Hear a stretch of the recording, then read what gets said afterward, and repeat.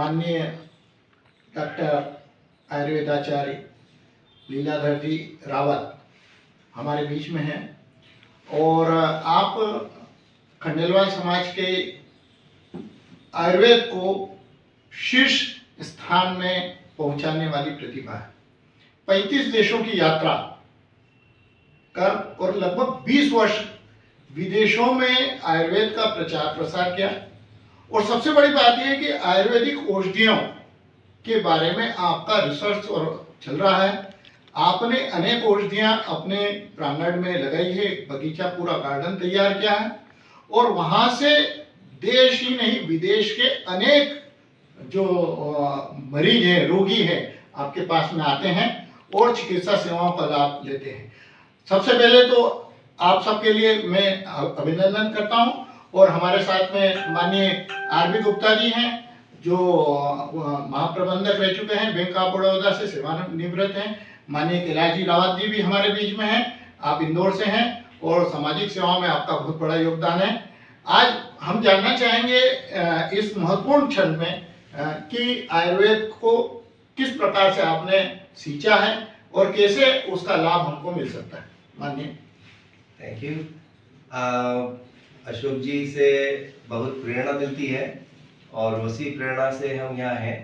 आयुर्वेद जीवन का विज्ञान है और मुझे मेरी परंपरा से मिला, मेरे परिवार से मिला और मैंने यूनिवर्सिटी से इसको टेक्निकली स्टडी किया। शरीर मन आत्मा का विषय होने से जब इसको हम अप्लाई करते हैं तो समाज के पूरे अंग पर यह कार्य करता है। घर से, व्यवहार से और व्यक्ति से, इन तीनों का जुड़ाव होता है।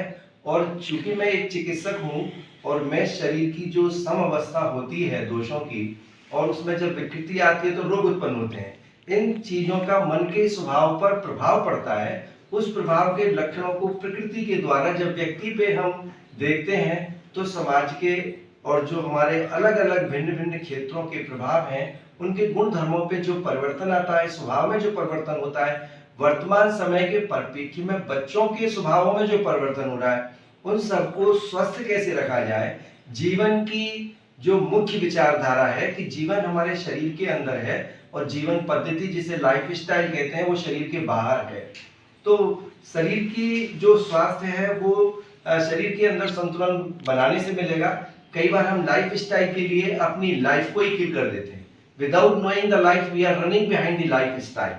तो इन सब चीजों को मैंने देखा बाहर सारे विश्व में जिस प्रकार से एक रेट रेस लगी हुई है स्टाइल को मेंटेन करने के लिए, उसमें मैंने जीवन के तत्वों को जोड़ा। सभी को बेसिक चीजें सभी को ही रिक्वायर्ड हैं। जो मनुष्य अपनी जीवन की ज्योति को लेकर चल रहा है वहां पर उन संबंधों का महत्व, उसके अपने मन और शरीर और आत्मा के संबंध, इसका व्यवहार में इनपुट जो है कैसे इसको होगा, वो सभी स्वास्थ्य के ही विषय आते हैं। इसलिए मुझे आपका कार्य बड़ा अच्छा लगता है जिस प्रकार से आप जोड़ के चल रहे हैं।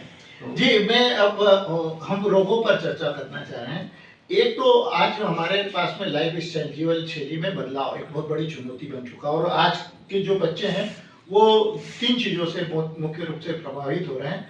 एक तो डिप्रेशन, मानसिक तनाव, दूसरा है महत्वपूर्ण डायबिटीज, एक बहुत बड़ी बीमारी का, कार्डियक प्रॉब्लम्स और कुछ प्रॉब्लम्स ऐसी आ रही कि थायराइड्स वगैरह और ये सब चीजें। तो ये कॉमन चीजें होती जा रही हैं।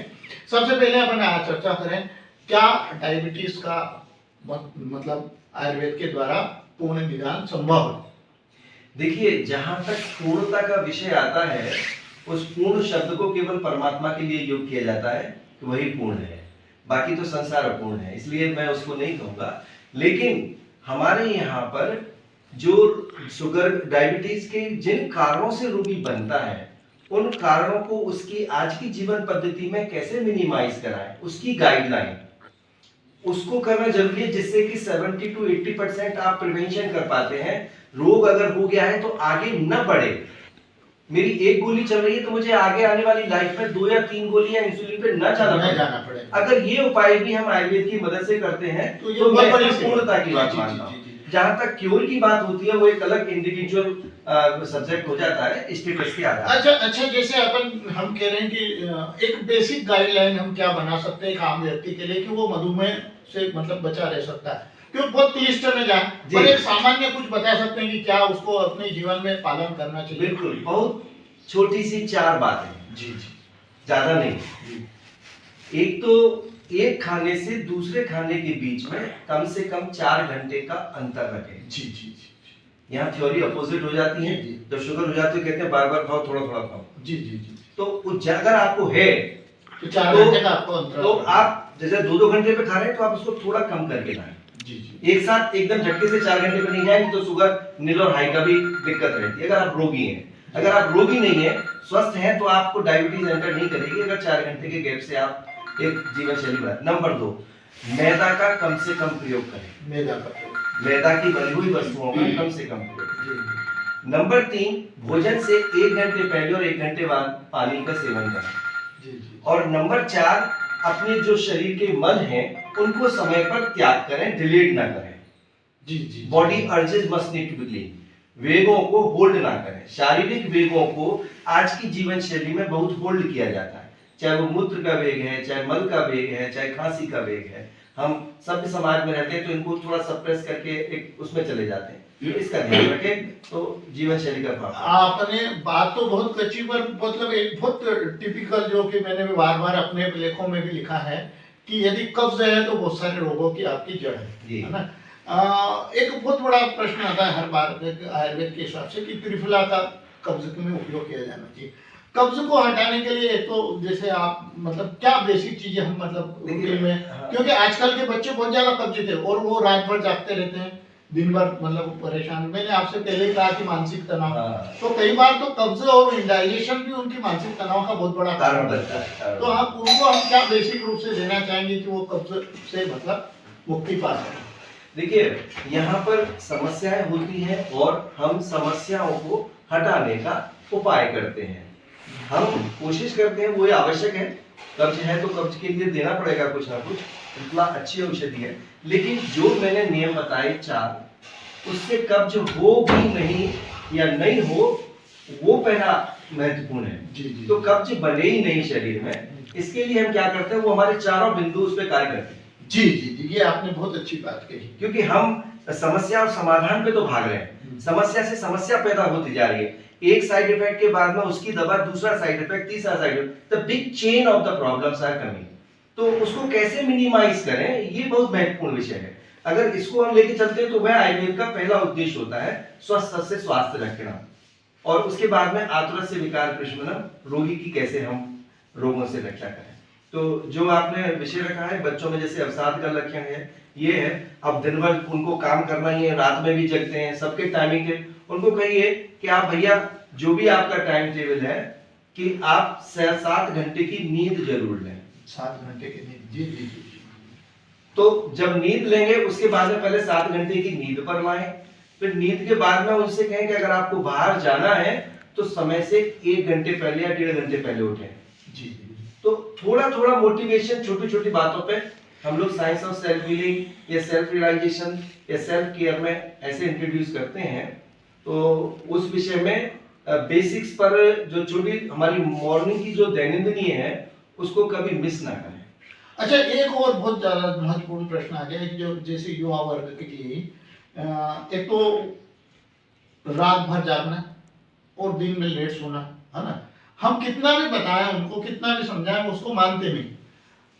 सबसे बड़ी प्रॉब्लम क्या हो रही है कि जैसे छोटे छोटे बच्चे न्यू बॉर्न भी आ गए, वो भी वहां पर भी आकर के वही समस्या आ रही है। तो हम किस प्रकार से उनको एक धीरे धीरे एक बेसिक स्टाइल पर ले जाएं, उनको ये समझा पाए कि भाई उनको कब उठना है और कब सोना है और क्या उसके प्रभाव, क्योंकि वो मानते ही नहीं। आप बोलेंगे कि भाई ये सूर्य, ये पृथ्वी और ये सबका उन्हें कोई नहीं, उनकी मजबूरियां भी हैं जो वर्क की नेचर है, एजुकेशन की नेचर है। इसमें क्या है, शॉर्ट कमिटमेंट। बच्चों को एक छोटे कमिटमेंट से शुरुआत करें। अगर 12 o'clock वो कहते हैं भाई 12 बजे सोना है तो ठीक है, 12 o'clock आपको शार्प शट डाउन हो जाना चाहिए। जी जी जी। स्मॉल कमिटमेंट और कमिटमेंट टू वेक अप। कि आप कितने बजे उठना चाहते हो, मैं 8 बजे उठ जाता हूँ लेकिन 10 बजे तक नहीं उठा। ठीक है, आप कमिटमेंट कीजिए 9 o'clock। एक कमिटमेंट में बांधिए, पहले कमिटमेंट की प्रैक्टिस हो। जैसे ही वो कमिट करने लगेंगे तो हेल्दी चीजें अपने आप आएंगी उनके शरीर में। और we have to tell them miss your good habit. जी जी जी जैसे बैड हैबिट को हम मिस करते हैं ना, we have to miss the good habit. जी। आप किसी अच्छी आदत को मिस करें ना, जब आप मिस करेंगे तो उसको करने की इच्छा करेंगे। भोजन चबाने का है, भजन भोजन विसर्जन शांति से करना चाहिए, बोल के चले जाते हैं, but we have to practise it. आप घर में पहला कौर मुंह में दें तो बोले हमें कोई बात नहीं करनी है, कोई टीवी नहीं देखना है, कोई मोबाइल नहीं करना, पहला कौर। उसके बाद सारे सिस्टम चालू कर दो और बोले इसको मुझे 32 बार चबाना है।